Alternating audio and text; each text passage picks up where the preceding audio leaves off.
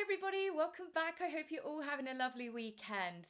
So some major news, a huge story broke this morning to do with a massive grand gesture that Harry has finally done for his family. So I thought to myself, has Harry finally fired up that one brain cell and he's actually realised that perhaps he owes his family an apology after all? Is he finally waking up to the pain and the damage that he also caused his family, especially his elderly grandparents in their final years? Is he finally ready to apologise for everything that he did? No, he definitely is not. In an article written by Charlotte Griffiths, she is the editor-at-large at the Daily Mail, and some people believe she is the new Omid Scobie mouthpiece. But I'm not too sure after reading this article, because whilst there is definitely an active campaign to rehabilitate Harry in the eyes of the public, articles like this only make him look even more unlikable. So what major grand gesture has the wonderful Harry done towards his family? Well, a source naturally has told Charlotte Griffiths, because this is definitely a pattern that we are seeing unfolding, and presumably from the Montecito camp. Before that meeting between their aides in London, conflicts of interest or clashes of publicity were relished and perhaps even encouraged by the Sussexes. I mean, newsflash, you don't say. I think it's pretty obvious that Harry and Meghan were deliberately clashing certain appearances to coincide with royal appearances, and they started doing those games, if you remember, when they were still part of the royal family. But Harry, according to the source, has now shifted his way of thinking. Well, let's be honest, that shouldn't be too hard. His household has agreed to draw up a grid of his activities and his diary arrangements to ensure that Buckingham and Kensington Palace are aware of his movements. And this is where the arrogance really drips through every single word, and it doesn't paint Harry in a good light, in my opinion. Harry still doesn't like being controlled by the royal machinery, and that hasn't changed. However, if the royal family have full sight of his movements, they can at least plan accordingly. It's a significant gesture. Oh, Harry, I don't think the royals care any more about your diary movements than the movements that go on in your 16-bathroom apparent mansion. The fact that anybody that is Team Harry has said this is a good positive thing that Harry is now willing to share his diary commitments so members of the royal family can rearrange their diaries to suit so they don't clash. Just when you think Harry can't sound any more pompous, here we go. So yes, a lot of people believe that Charlotte is Team Harry, but dropping articles like this I think is definitely counterproductive to rehabilitating Harry's image in the eyes of the public. He sounds like, what was it Mike Tyndall called him? Oh yes, a bellend. Now, apparently this discussion between the aides, or Harry's household, as this person said, this source, clearly Camp Montecito, perhaps even Meghan herself, and said that this arose because of what happened when Harry recently went to Angola and he walked and retraced his mother's footsteps again.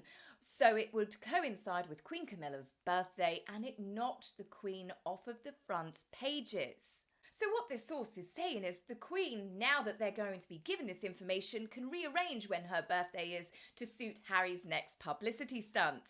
But the fact that the media have tried to spin their aides having this discussion as it was a peace offering, and now Charlotte Griffiths saying that this was a huge gesture of Harry. I mean, how magnanimous. So this wasn't the only story to break about Harry either, because apparently when Harry did go to Angola, he went MIA, missing in action. Yes, a source has also gone to the Daily Mail and told them about his secret trip where he extended his stay and nipped over to Botswana to catch up with some old friends and the people he once called his family away from his actual real family. The source said this time he took some more time and space to get away from his phone and emails. He went off comms for 2 days. Ofcoms with who exactly? Do they mean Meghan? And as for the terminology, they're trying to make him sound like that he's still really important. Harry went Ofcoms. No, Harry just decided to switch off his phone. Now, the source does continue, and I think this is very telling. It was a good moment for Harry to take some time away from everything, enjoying total peace of mind and being somewhere so remote he couldn't even get emails, texts, or calls. Rather odd behaviour, don't you think, from a father with 2 young children? Who has also, as we know, made a real song and dance complaining of his father's absence as a child. Completely hypocritical, in fact, when you think in Spare, he said that King Charles was not ready for the responsibilities of fatherhood. So it's not just Harry who is, of course, in the headlines. We have had more clapbacks from Meghan after the announcement came out, although it's not been official yet from Netflix, that they will not be renewing her contract. We have had Page 6 come out to say that there is definitely more things in the works. They will be announcing new projects shortly. Well, there's nothing new there. They've announced an awful lot of projects, but we never actually see many of them come together. Another clapback was at Netflix directly that they are not just cancelling Meghan, or rather not renewing the contract. They are now currently renegotiating her contract. And when her second season is released, it will be under those new terms. Well, they've already filmed it. It was 16 episodes. They've just decided to split it up in 2. And Meghan did the song and dance, didn't she, with her baseball cap to make it out that she was so popular at Netflix that they've decided to spend more money on her. It gets better though, because the article says, make no mistake, a deal is being worked on. And Netflix are an equity partner in as ever. It serves them to promote her and her lifestyle brand through the With Love Meghan show. It would be like punching yourself in the face to not sign a new deal. Oh, I'm sure there's plenty of people over at Netflix punching themselves in the face of thoughts of having to continue working with Meghan, especially on some of the shows that they've come up with. Everything has been a flop and everything has been completely handed to them, and they can't make a success out of anything. But I don't believe it's just the staff at Netflix that might be punching themselves in the face. I think Carly Fortune will probably be also at a similar point of frustration. She sold the rights to her book, Meets Me at the Lake, which was a hit, to Harry and Meghan via Netflix. Now, okay, she's already had, I guess, the payment for it, but I'm sure she actually wants to see her book be made into a film. And with that, you want to strike while the iron is fairly hot. But yes, despite the fanfare back in 2023, Harry and Meghan have not even hired a director, script writers, or even interviewed any potential cast. Netflix films takes years to be created, even the bad ones. So the fact that they've done nothing to even get this moving would no doubt be upsetting for the author, who could have perhaps sold it to someone else that was actually going to, I don't know, do the work. Now, another person who might be amusingly punching herself in the face could be, in fact, Meghan herself. It was very obvious for the last, 18 months that Meghan has been love bombing Brian and Tracy Robbins, who is the CEO of Paramount. Meghan and Harry have made sure that they are firm besties, making sure the paparazzi captured them when they first went out to dinner. Tracy has obviously been on Meghan's show. They've gone to a couple of events together. They were part of the motorcade when Meghan went to see Gypsy in New York, and of course more recently the Beyonce concert. It's clear that Meghan has been schmoozing, and it's all actually turned out to be for nothing, because under the new contracts being signed at Paramount, Brian Robbins is now leaving. But I'm sure Harry and Meghan will definitely keep them on the books as handy friends, because they like to fly around in private jets and of course are still incredibly rich. Now, it's not just Harry and Meghan that have made it into Sunday's headlines. Like I said, I think it was the last video, I forget because I know I repeat myself a lot, but there is a definite coordinated effort to rehabilitate Harry, and at the same time, there are lots of stories trying to trash Prince William. So of course, with a few articles trying to make Harry out to be a decent human being again and failing at that, we had a let's bash the Prince and Princess of Wales over a complete non-story. Upsizing William came the headline from cottage to castle in an exclusive, yet again given to the Daily Mail, who honestly at this point you can tell that they have completely switched sides despite being sued. They are definitely becoming a pro-Harry and Meghan and an anti-William website. So the story goes, the Prince and Princess are considering upsizing to a grander residence.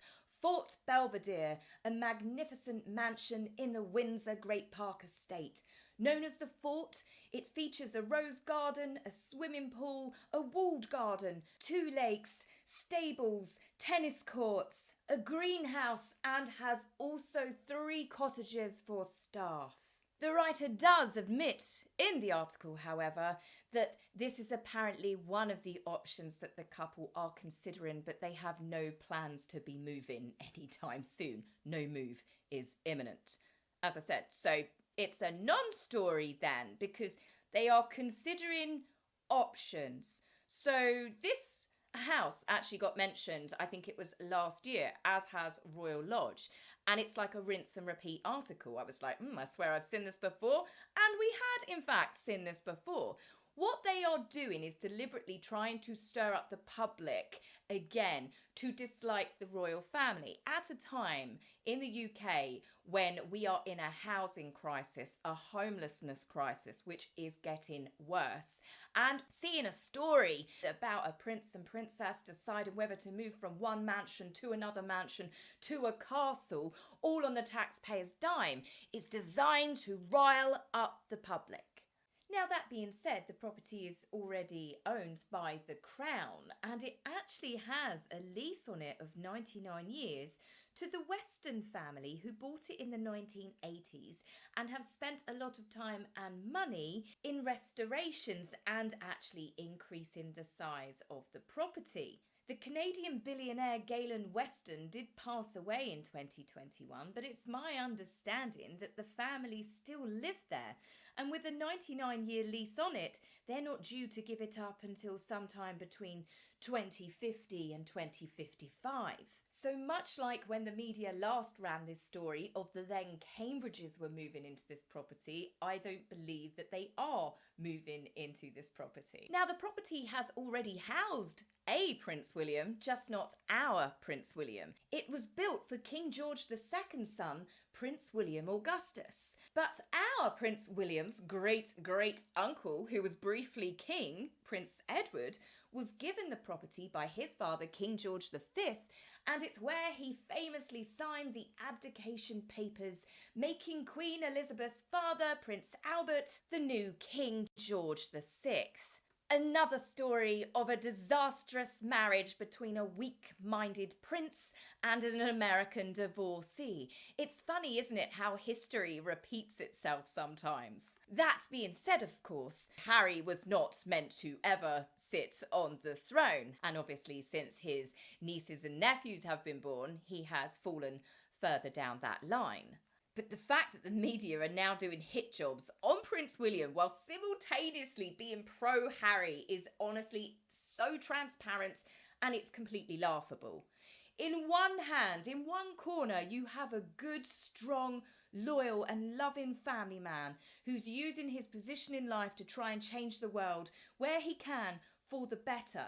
And then in the other corner, you have an arrogant, entitled, bitter man-child who is constantly trying to tell the world that he is somehow such a victim that it left for people to say that he could win gold in the Victim Olympics, and who tried to destroy his family publicly for 30 pieces of silver. There is absolutely no comparison between the brothers, and there is definitely no need for any member of the royal family to be concerned about the diary arrangements of two D-list celebrities living in America. No one in that family is going to care, nor is the public, let's be honest, about clashes between Harry's movements or his whereabouts and then what the real royals are actually up to. And no amount of media rehabilitation or reinventions of the couple is going to change that anytime soon. So guys, that's it for me on this video. I will be back with you very soon. Take care for now. Bye.